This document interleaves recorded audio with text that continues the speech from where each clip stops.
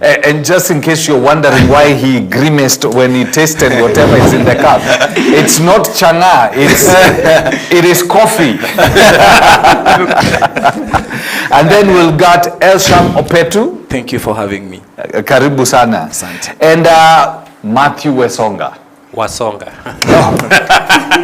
Matthew Wasonga. This Wasonga always gets my tongue. Now, if you're wondering who Matthew Wasonga, where he comes from the region where a shoe was thrown at the president. And I think we are going to start by asking Matthew.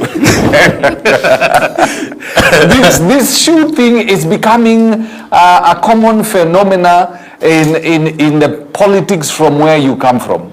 They did it to Uhuru Kenyatta, and then now the famous shoe has already made contact with the president. Oh, okay. Thank you first for having me. It's nice to be here this Friday morning. Talking of the shoe, yes. I think for President William Ruto, it was not intentional. Yes. If you look at the clip, it was actually the guy was holding the shoe like a camera or something. Then maybe someone from behind then think like, my friend, you are blocking my way. So he slapped the shoe and unfortunately hit the president. Or maybe we could say yes. The president just decided to stand on the wear of the shoe. But either way, I would say that, however, it doesn't matter who is the president. But as the citizen, as Kenyans, we have the responsibility to respect the presidency. True. We should have that. We should have that tendency of respecting leadership. We might not agree with how that person conduct his thing or how he's doing things, yes. But let us respect whoever is holding that office. So from that one, I condemn that act, whether it was intentional or it was not, but throwing or even insulting leaders, it's something that we should not encourage as a country. Because today, Ruto is the president. Yes. I might not like Ruto as Matthew, but it doesn't mean that I should respect that office of the president, even if I don't like the person. Yeah. Today, Ruto is the president. Tomorrow, someone else will be the president. And maybe later on, you, yes. who is disrespecting that office, becomes president. And even not only even the office of the president, even other elective opposed. Yes. We might have an MP today. Tomorrow I'll be the MP or an MCA, and you'll also want to be respected. Yes. So at least we should always, as a people, try as much as possible to respect leaders that hold these public offices. Yeah. Opetu. Yeah, I think I might disagree with Wekesa because I might disagree with you on this scenario. You know, respect is a two-way traffic. Is President William Samoei Ruto respecting the electorate? President William Samoei Ruto is not respecting Kenyans. How do you want a respect and yet you know that a respect is a two-way traffic? I disagree with you. I think so you believe he should earn it? William Samoei Ruto should earn respect when he does the same. But if President William Samoei Ruto is not in a position to respect Kenyans, then we should not respect President. But Fred, to be honest, I'm honest. But Fred, just a quick one. You know, sometimes let us be realistic, and that is why I somehow have problem with the Gen Zs. Now, my brother here, I believe, is in that category, if I'm not wrong. This is a guy who was elected by 7.2 million Kenyans. Yes. Okay? When these people were voting him, they believed in him and they respected him. Either way, as I said earlier, we might not like the way he's doing his things. Yes. But by the virtue that he holds a public office, the highest office in the land, we must respect the office of the presidency. Okay? Even if we don't agree with the person holding that office, but we need to respect that office. Yeah. Yes. Because that proves us our patriotism as Kenyans. Yeah. Throwing insult and showing a lot of disrespect to the head of state, that simply means we don't respect our country. It's just like even in our homes. You cannot disrespect your father. If you are a gentleman or you are just a kid, even if your father is a drunkard, irrespective of how that man is, but by the virtue that is your father, you need to respect him. So you don't have any other reason otherwise to say otherwise. Yes. Opetu, let me first bring in George Ngaira. Yes. Maybe Ngaira is looking at the newspapers looking for the shoe. Absolutely. Absolutely. But Fred, myself, I'm not a very big fan of President William Ruto, and I don't think I'll ever be anytime soon. But I truly respect the office of the president, and that's why I say Kenyans have an opportunity. That's why we have elections every 5 years, Fred, is for us to get an opportunity to get rid of any of the leaders that we do not believe in. Yes. And those of us who totally do not believe in this president will await for that opportunity when we can be able to send him home, and hopefully we do it early. And so this president did not deserve that kind of a disrespect, because, Fred, the moment you have a breakdown of the reason why countries that you see collapse is that the civilians have tested that they can easily take down a system. And that's why once that initial trial works and people are able to take down a president, it becomes a habit, and then the country becomes ungovernable. That's what you've seen in Tunisia. You've seen what happened in Egypt. There's somebody who threw out the former president. Yes. Then the former president, then somebody took over as an interim leader, who was then thrown out by Al-Sisi to become president. You know, it becomes a habit. So it's a culture that you wouldn't want to have in a country or a democracy that wants to survive. You might want to. That's why in Zimbabwe, remember President Mugabe, they were very tactical. They had threw him out, but they decided to go through the legal way. Yes. So they actually went to parliament and impeached him. Yes. You understand? Yes. They went and impeached Mugabe, so he was legally removed from power. Never mind, there was some military threat. Yes. There was a military threat Yes. that gave the MPs the guts to actually go ahead impeach him. They were trying to, maybe it's the reason why Zimbabwe is being considered as the most educated country actually in Africa. It has the highest number of degree holders. In Zimbabwe? It has the highest number of degree holders. They were very tactical. Yes. They had initially threw him out militarily. Yes. But then they say no. We are going to parliament and actually impeach him, so that nobody can say that we committed a coup, and that's how it works. So President William Ruto might have offended extremely many Kenyans across the country, but like the way they say where I come from is that every dog has its day. Yes. President William Ruto's day will come, and we'll deal him like that, like any other dog. Yes. But as for now, he remains the president of the Republic of Kenya, and we need deserves some respect. Sankara. Okay, well, for me, I think this did not just start the other day. The president has been at loggerheads with Kenyans, especially the youths, because even before the shoe was thrown, many expletive words for that matter have been thrown at the president. And these are things that show that there is a discontent among the people. So instead of us looking at it in such a way that they are disrespecting the president, but we should actually look at what is it that is causing people to be this discontented with the president. Are his policies the ones which are making people hate him, or what? Yes. And if he realizes the reason, then he should be able to change it, because the people are really angry out here.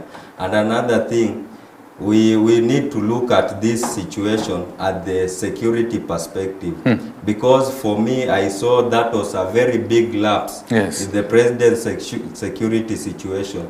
Because how can someone throw a projectile at the president and it hits him? It connects. There was no bodyguard to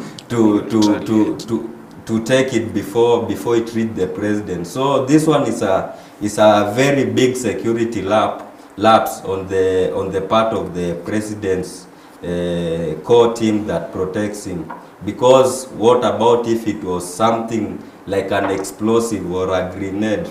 Because that one can easily kill the president, and once the president is liquidated in that manner, it breeds political instability, and that's not the path which we want to go as Kenyans. So in as much as the president should also look at the root cause of why people are discontented with him, also the security apparatus around him need to also ask themselves some very pertinent questions. At the same time, I know Wasonga, you're saying it may have been accidental. But if you look at the response from the public, you know, that was a shocker for me.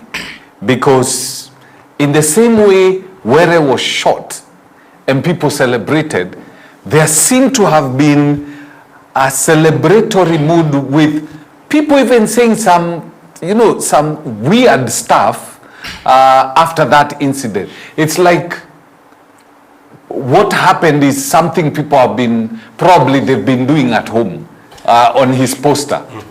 Okay, I think what I've witnessed from the recent past, if I go back to when the former IBC chair died, Oh yes, you're right. Yes. To the incident of Charles Ongondowere and even to the incident of the president, there is like very kind of disconnection between the leaders and the wananchi.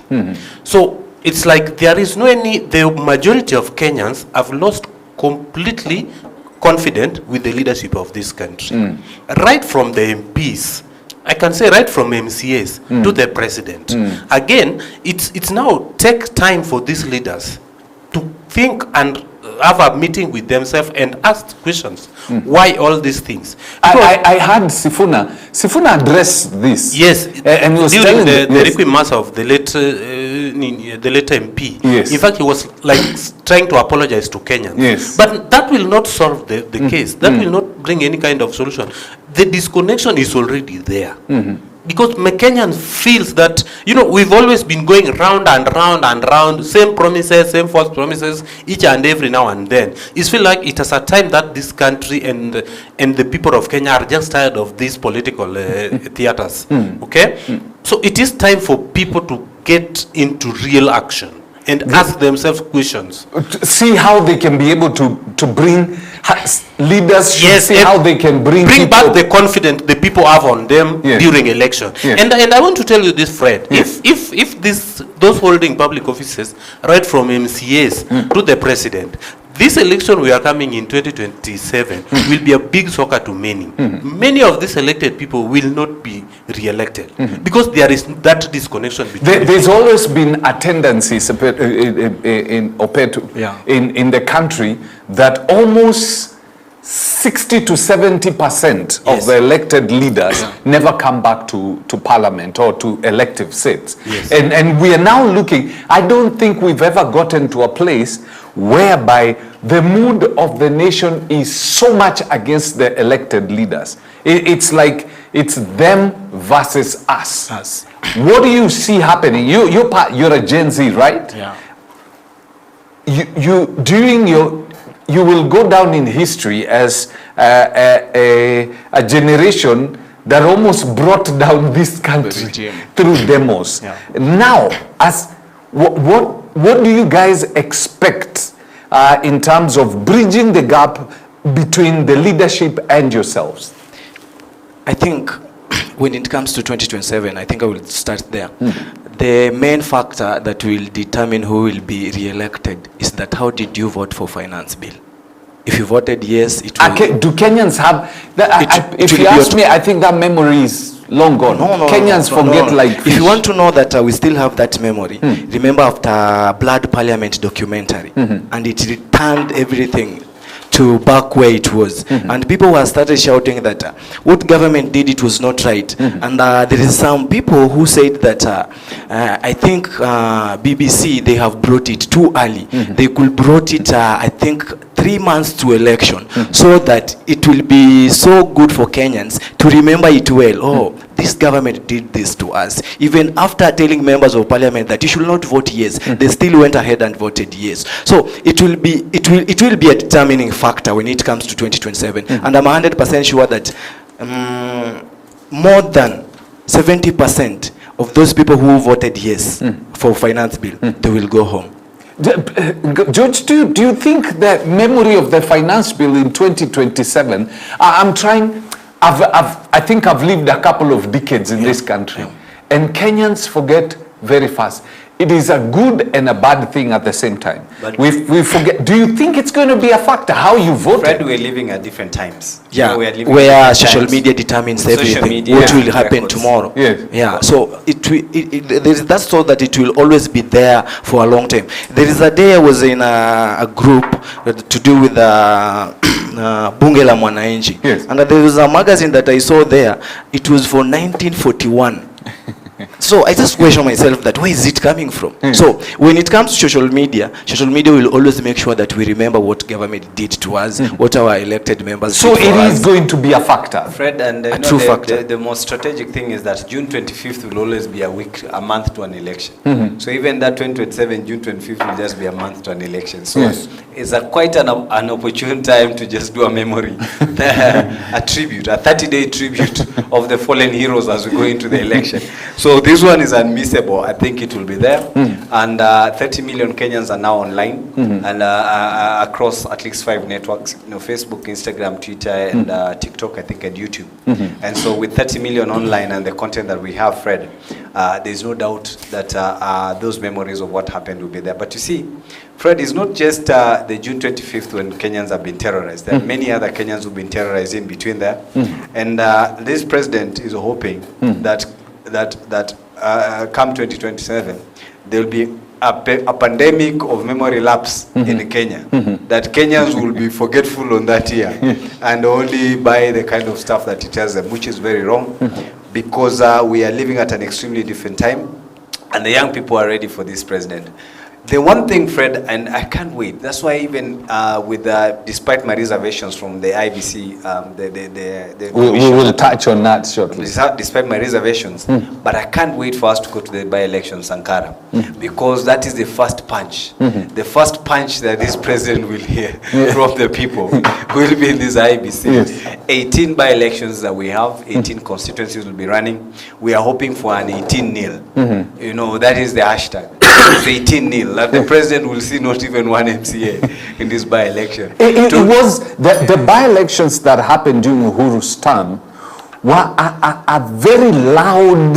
Because they defeated the president in his own home county. Remember, Yes. the president was defeated in Juja and Yes, Kiambaa. yes. And that is when I think if they didn't have a doubt, if they were doubting themselves, Yes. that is when the impetus, now they said, we can actually defeat this president. Because if we can defeat you in your own county as a Yes, head of state, yes. then Fred, we can defeat you anywhere else. Yes. And then they went to Msambweni, which is an ODM Yes, stronghold. yes. The former MP was an old friend of mine, my father's friend, long time work at the port. The guy who died, the Yes. former MP, was an ODM MP, and they won that seat. Yes. They even went to Kibra, Yes. where they took a character that didn't even have a voting, was not even a registered voter, Yes. leave alone Mariga. Yes. He had never voted in his life.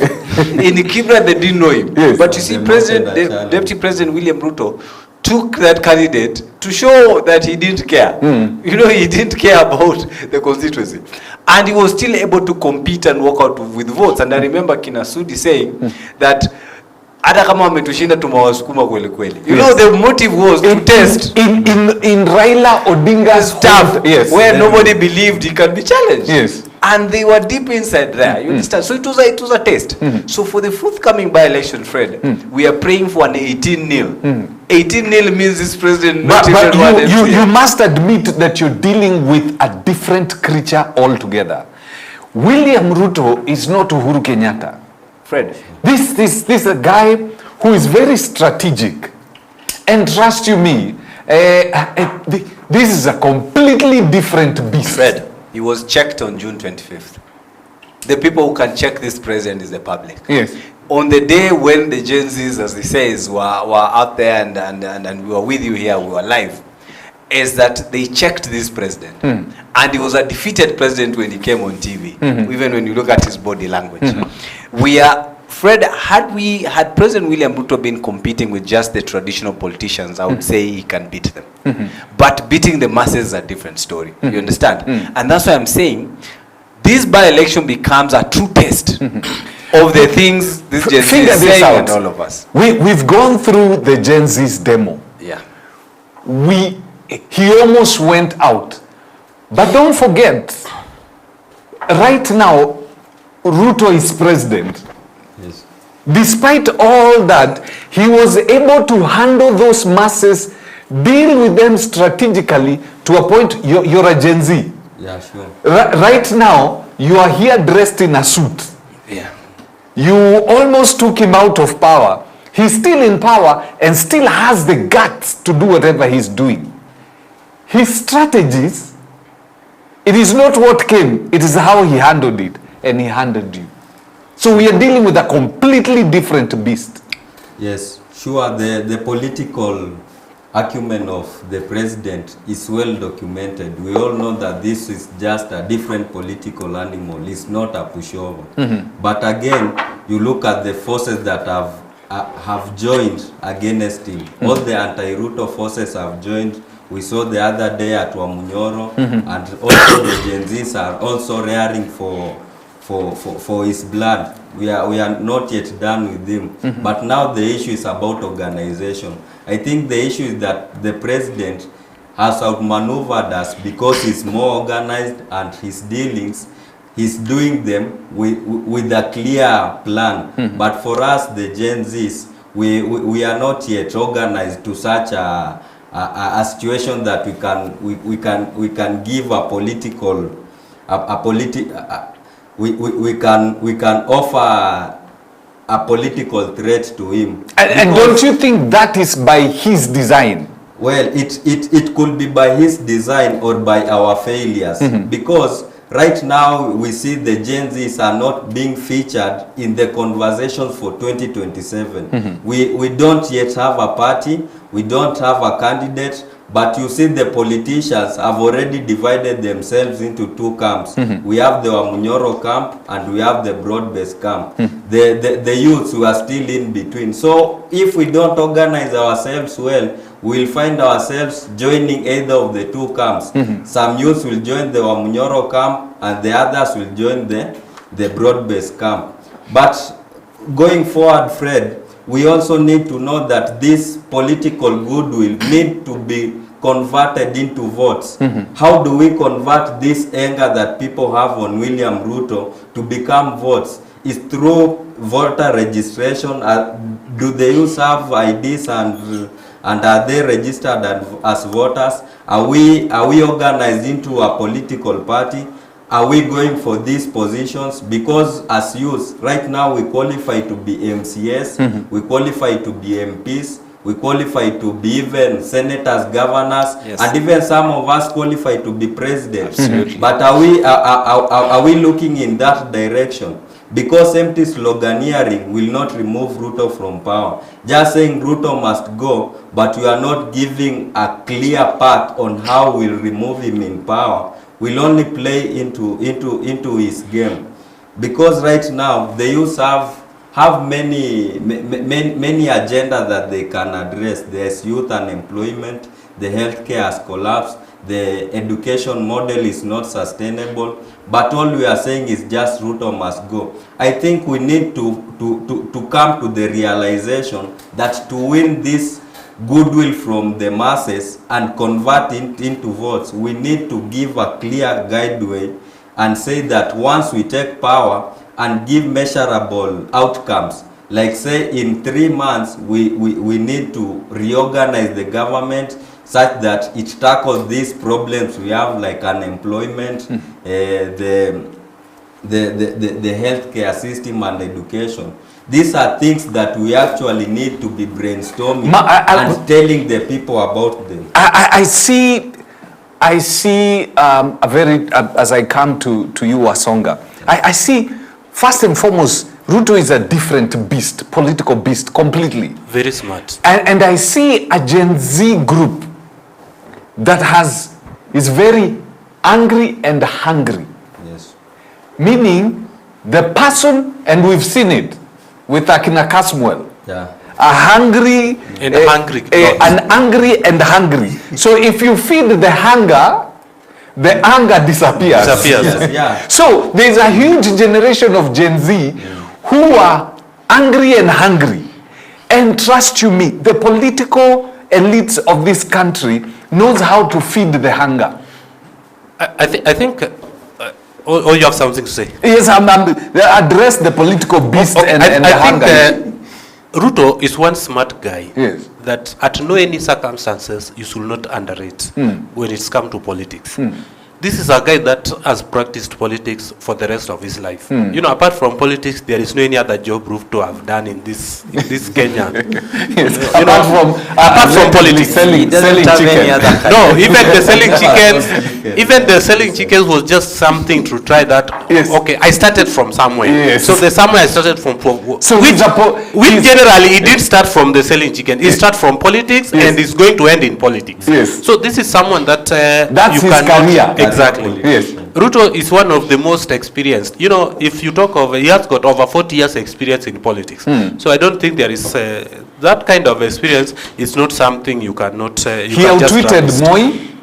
And even destroyed the Moi family. Yes. Politically. Coming from nowhere. And just decided to pull away the Moi family and the Kenyatta family. Out-tweeted Raila Odinga. The only family that yes. is still struggling is the Odinga family. Yes. And I think he's planning to do with him. Now, having said that, the Gen Zs, they have numbers. But the problem with these our young guys is that they are not organized. They know what they want, but they don't know how to get what they want. Or they're too selfish. Yes. Yes. Okay. And also they lack trust among themselves. That is why even they have problem from trying someone to lead them among the Gen Zs. But thank God that is why we have people like Wasonga to try to tell them, you know, young guys, this is how we want this thing to be done. I want to disagree with what my brother here says, that the finance bill will determine who get elected and re-elected. Yes. That is where we are missing the points. And that is where this young generation are missing the point. Fred, from where I come from, being that we are talking about leadership in this show, I don't want to be persuaded that we should not vote as a revenge. Let us vote to punish a certain individual. Let us vote to remove President William Ruto. This is what the Wamunyoros and the other camp are doing. We need a group that will vote for Team Kenya. A group that will take the interest of Kenyans at heart. A group that will not go out there as for a revenge mission. That we are voting to punish the other way around. Today people are saying Ruto must go. Fine, Ruto must go. Then who next? Who are we going to put in that office? If we don't have that individual that will love the interest of Kenyans and solve the solution of Kenyans we want, then let's have Ruto rule until we have that kind of a person. Let's think until 2032 when we love that kind of a person, because we cannot replace Ruto with another worst Ruto. You know, it's not making sense. Let us stop this character of voting to punish a given group of people, or vote to punish a certain community, or vote to punish a certain. Let us vote to find solutions. And that is where we are missing the point. If you look at today, as my brother Sankara said, you are either in Wamunyoro or you are either in broad-based government. Look at the two teams. Do you see any difference? No. They are the same people. Okay? These guys at one point, when Kalonzo Musyoka was the vice president, Ruto was the minister in that government during the Grand Coalition government.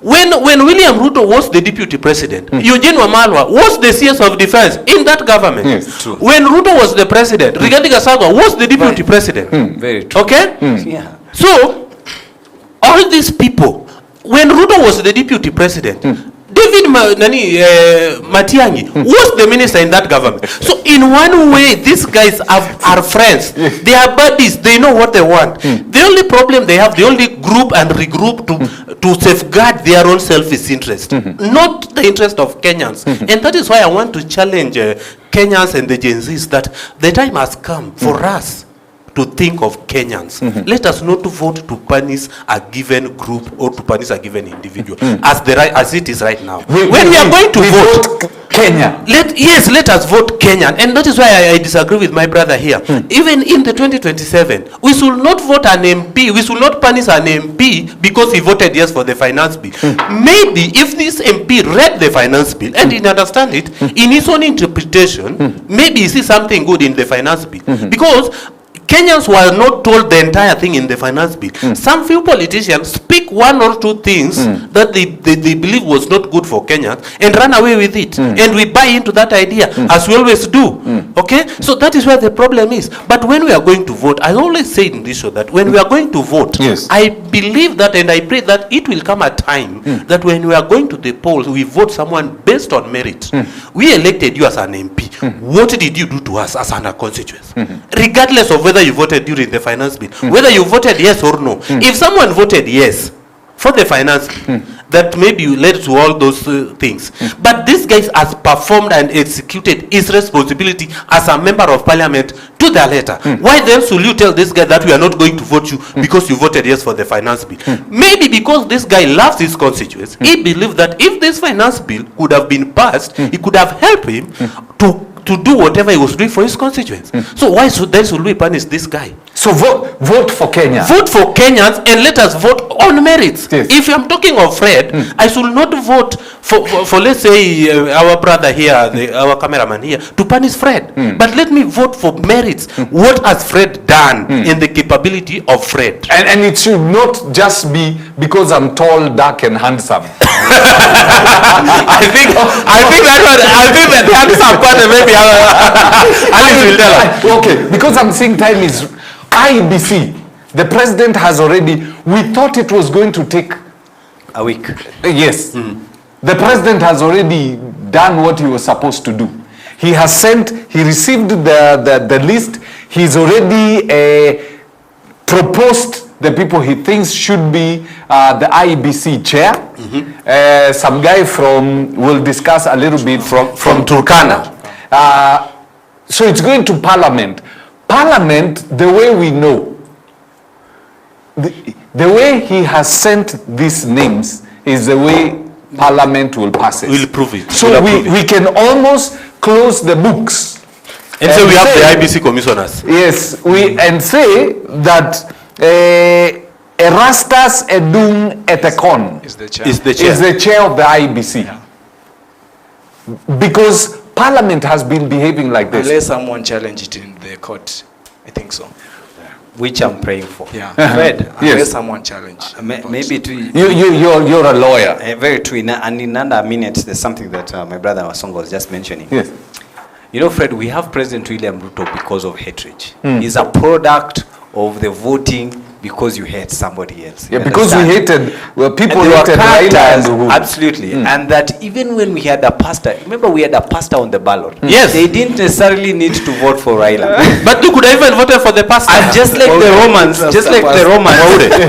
and just like the Romans who said release Barnabas, the characters that voted for President William Ruto did actually say release Barnabas. And prosecute Jesus. And prosecute Jesus. And Barnabas is out here as president right now.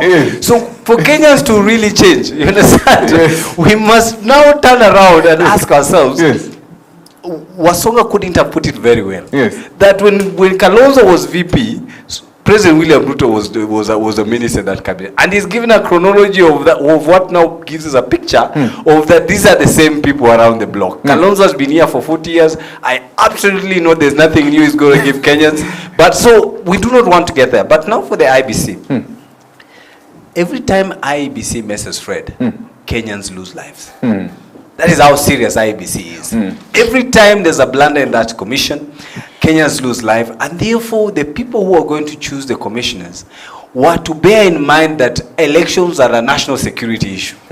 That whatever decision they make and the quality and the integrity of the characters they choose to be commissioners, it has a bearing on the stability of the country in the years to come. Looking at the kind of names that this panel has given us, a few of them fairly decent. You understand?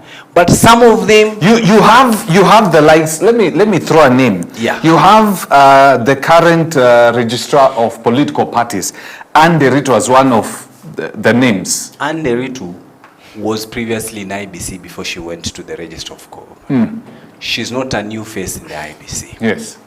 Partisan, incompetent, extremely corrupt. And for that person to be back at IBC, it brings us the memory of the elections that were nullified in the 2017 elections, where she was part of. You understand? Because before then we had Lucy Ndungu as the acting registrar of political parties. And the Ritu was on this side before she moved over to the register. Because that function was largely an IBC function before they gave it a mandate as a body. And so she was part of it.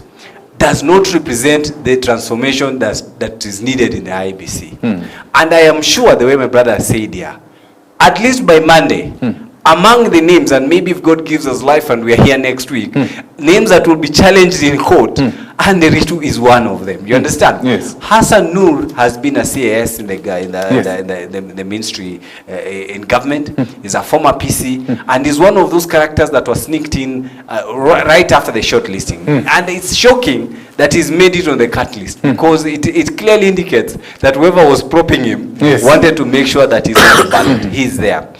Alutalala Muhwana from my great county of Kakamega is an ANC official which is now UDA. You understand? You know, it was merged. Yes. So everybody that is ANC today is formerly a UDA member. Yes. So he's a certified UDA member who's serving the current Prime Minister, and he was part of the health task force that the President just created the other day. He's sitting on that commission. Fred, we do not have an independent commission. Kenyans must now work with that. If this list is passed, because we've already accepted that we have a rogue parliament, that's a decision we've said. Yes. So chances are that it's going to pass as it is. Then Kenyans must prepare to not just battle President William Ruto, but to battle this commission. Because William Ruto will not be a returning officer. However smart he is, he must work with the third party to implement any kind of shenanigans that may be proposed to. I'm not saying he will, but if he's to conceive that he wants to do something, the commission, he has to use through third party. So Kenyans must prepare for both the president and some of the handlers in the commission. But as far as this commission is concerned, Fred, we do not have a fair and a decent commission based on the names that we have. You know, in my wildest, I had thought that Joy Mudiva was going to be part of it. I listened to her when during the probe, and even the commissioners themselves were saying, you're abreast, what do you say? A breath of fresh air. Yeah, a breath of fresh air. You're thinking outside the box. You're very independent-minded. She's nowhere. You know, if you will be running for 2027 presidency, and also you know that IBC will be a factor, you must have someone who will protect your interest. And if you don't have someone who will protect your interest, then it means that you to go home, it will be very so easy. So that's why William Samoei Ruto is trying to make sure that in IBC there is someone who knows William Samoei Ruto. In fact, if you go somewhere to look for a job nowadays that we are in Kenya, there is a question that will be questioned. Do you know who know who? So you want to retain the seat. Do you know who in IBC? No matter how smart you are, you will not make it. So it's all about who you know. Yeah. So but it's a network. Your network is your network. Yeah. Yes. Just a minute. This is why I've always been raising this issue. I think the presidency has a lot of power in and influence in the selection of the referee. Yes. And this IBC is the body that will be presiding elections, in which even the sitting president has a lot of interest in it, because he will also be vying as president. He will be a candidate in 2027. But the kind of influence that we see he has in the selection process, right from the panel up to the commissioners, I think as Kenyans, we really need to interrogate this, and in future, maybe do some changes in the law to ensure that we take out the president from it, and maybe we give it to an independent body that can be selecting the electoral officials, so that at least there is a semblance of independence, of fairness. Yes, because Fred, even if it were you, if you are running for president and then you've been handed a penalty, I think this one is handing over a penalty kick to the president by giving him the power to appoint the people who will be presiding over the election. It's natural someone will put there people who will take care of his interests. Yes. And I think as Kenyans, we really need to look into this. And again, coming to parliament, we all know that parliament is just a rubber stamp of the executive. They always pass things that the executive wants to be passed. They already know that this list which has been taken to parliament, everyone will pass it. and they will become commissioners. So also this parliament, we really have a problem with parliament. Parliament has ceased becoming an oversight body, and it has become part of the executive. It's like an appendage to the executive doing their bidding. Because actually right now we are in the middle of this CDF issue. The parliamentarians are hell-bent to retain the CDF on their part. But look at it this way. Parliament has its roles, and their roles are defined. They are representatives of the people. They do legislation for the country, and also they oversight the national government. So how can you also have executive powers by saying that you now need CDF to be building roads, to be issuing bursaries, and to be promoting healthcare, while in real sense you are the one who is supposed to oversight the national government, this budget? Because in the last budget, the old CDF, they were given 55 billion Kenya shillings. This is just a paltry 1.3% of the 4 trillion which was the budget. So we have almost 98.7%, which is still on the national government. This is the money which now parliament needs to oversight and ensure that there is healthcare, there are roads, and even students are learning. But now they are looking at this small money which they are given as a bait. Because Fred, even if you remember the finance bill, this CDF was the bait that was used by the executive. They included it into the budget so that the MPs can vote. Yeah, can vote for it. So I think for parliament to retain its oversight role, even myself, I'm angling for a parliamentary position, but I believe that for parliament to perform its duty of oversight, they need to have no money that they are doing projects with, because they cannot also be executive. Even the issue of bursaries, yes, I believe, and probably personal views. Yes. Do I want all that money to go to the governors? Maybe not. I know on paper it's supposed to work like that. But when I look at what the governors are doing on the ground with whatever they've been given, I would rather the MPs have the CDF. They are a closer contact with the Mwananchi than the governor. Yes, Fred, but we have the constitution says that we have two executive bodies in this country, the national government and the county government. So these legislators, MCAs at the county level and MPs at the national level, they are the ones who are supposed to make sure that these monies are used in the best manner possible. Yes. Even at the county level. I know we have a lot of issues with governors, but let MCAs be pushing the governors to know that this money which you have received is being used well. Okay, I need to, yes. You know, Fred. And as you talk about that, there's a ruling that is supposed to come today, which is supposed to determine whether the Deputy Chief Justice, Mwilu, was constitutionally right to appoint the judges who determined the case against Wamunyoro. So it's coming up to this, and it will have a huge bearing. Absolutely. It will have a huge bearing on the impeachment case. Yes, yes. You know what, Fred? If I start with the IBC, yes. You know, we have the commissioners. Yes. We can say that as we wrap it up. Yes. I want to talk to Kenyans, me being one of them, and those who will vote in 2027. I believe that in this country we still have people, men and women of integrity and principled enough, who love this country at heart, and who always will put the interest of this country first.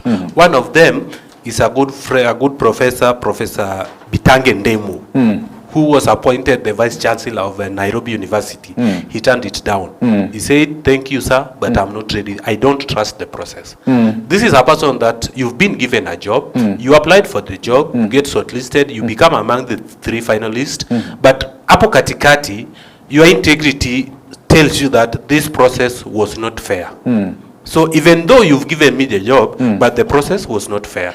I think I just pray we can have as many Bitangi as possible. Because if I look at the list of the IBC, my friend, that list is part of executive.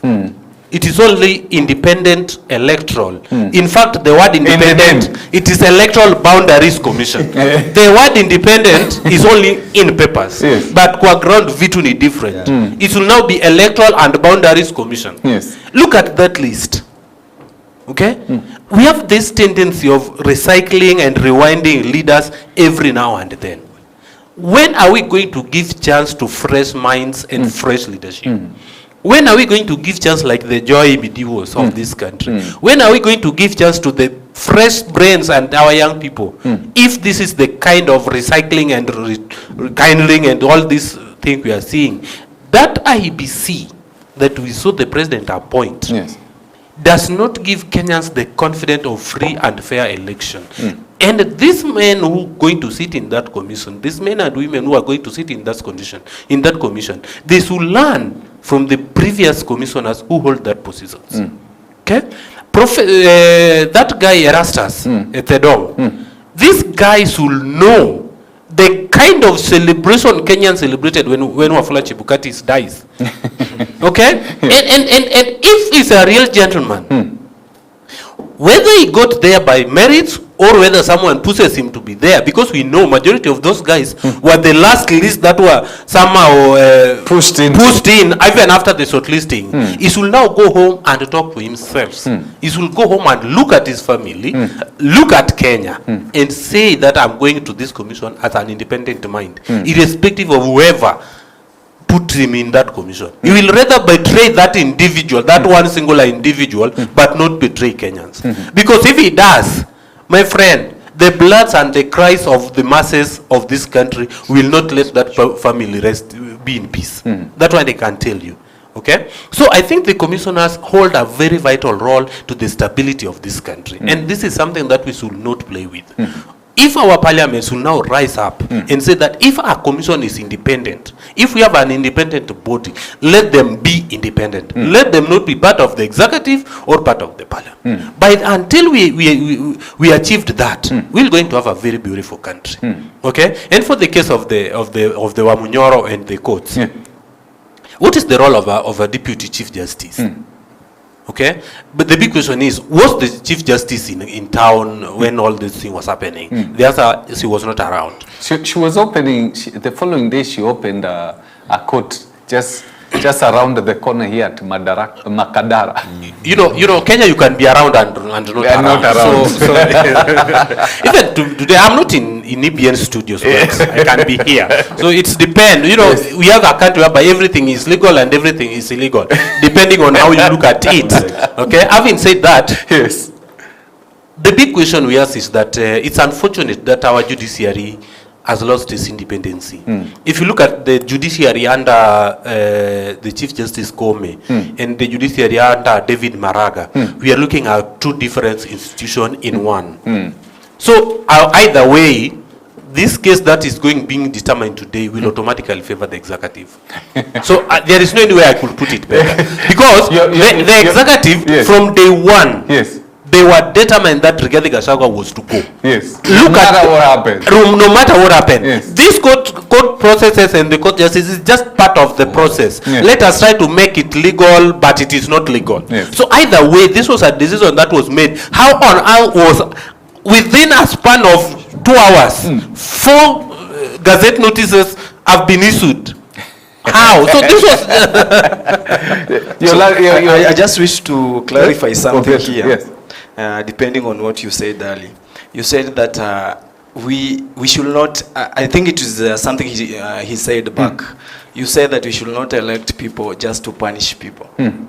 Okay, what I meant, it was very clear that we elect leaders to represent our interests, and if you can be elected to represent our interests and you reject what we as the electorates we are feeling that this one is right, then at the end of the day you return back to us and you say that you want to represent us. How do you want to represent us when you don't care about our interests? You don't respect our interests. We elected you to represent our interests, and the reason why we elect leaders is that all of us, we cannot go into leadership because at the end of the day we must have a leader, and we must have those people that our leader is leading. So we are going to vote them out because we told them freely that you know what, our leaders, we don't want this finance bill. Although some we might say that we must say that some of our parents, they never went through finance bill, they understand nothing, but we young people went through finance bill, and you will find out that those people who are demonstrating on the town,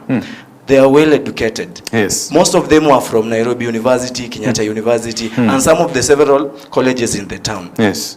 So we are going to vote them out, although I have written stories that we have already finished, but I just wanted to clarify. But just Fred, in less than a minute. Fred, in less than a minute, please. In less than a minute. Let me finish my statement. In less than a minute, please. Just on the same. Please. Alice is telling me we are already done. We are running over time.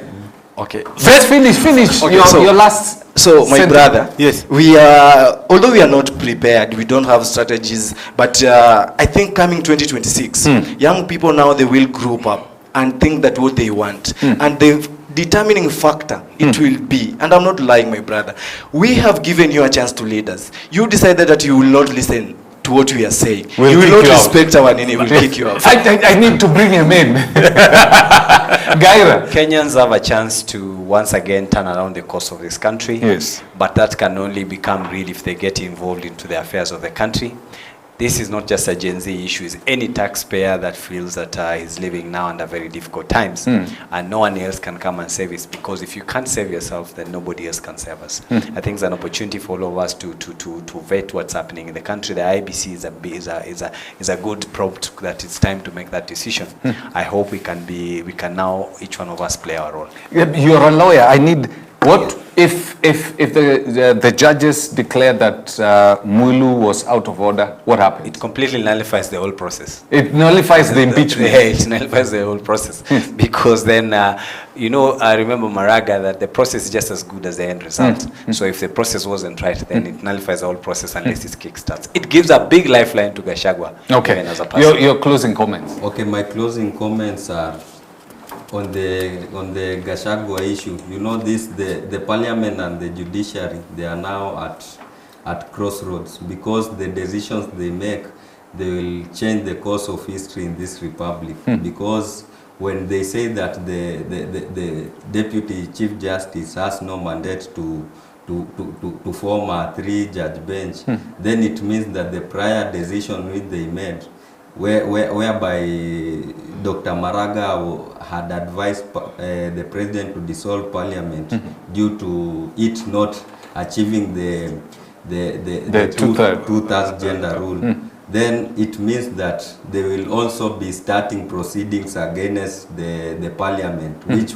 could also lead to its dissolution. And again, if they say that the process was flawed, it means that we'll be having another political quagmire, because now it will mean that Gachagua is still the deputy president. So it will mean he's still the deputy, but somebody has been sworn in, so that cannot happen.